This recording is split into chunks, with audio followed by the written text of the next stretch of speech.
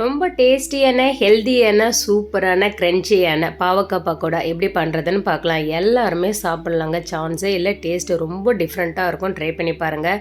நான் 4 பாவக்காய், பெரிய பாவக்காய் எடுத்திருக்கேன். ரவுண்ட் ஷேப்பில் இந்த மாதிரி தின்னாக கட் பண்ணி எடுத்துக்கோங்க. உள்ள சீடோடு சேர்த்துக்கலாம். நான் வந்து சீடோட தான் சேர்த்துருக்கேன். கடலை மாவு, அரிசி மாவு, மிளகாய் தூள், மஞ்சள் தூள், கரம் மசாலா, சிக்கன் மசாலா, சாட் மசாலா, ஆம்சூர் பவுடர், உப்பு, இஞ்சி பூண்டு விழுது, வெல்லம். இது வந்து அந்த அளவுக்கு கசப்பெல்லாம் இருக்காதுங்க. டிஃப்ரெண்ட்டான ஒரு டேஸ்ட்டில் இருக்கும். ட்ரை பண்ணி பாருங்கள். கொஞ்சமாக தண்ணியை தெளித்து பக்கோடா மாவு பதத்துக்கு இருக்கணும்.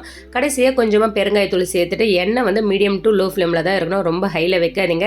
ஏன்னா போட்ட உடனே கரிஞ்சிடும். அதே மாதிரி பாவக்காய் வேகாமல் இருக்கும்.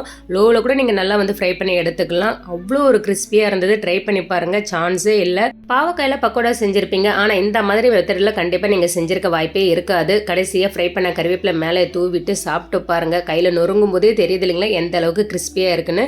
ட்ரை பண்ணி பார்த்துட்டு நம்ம சேனல் மறக்காமல் சப்ஸ்கிரைப் பண்ணிவிடுங்க.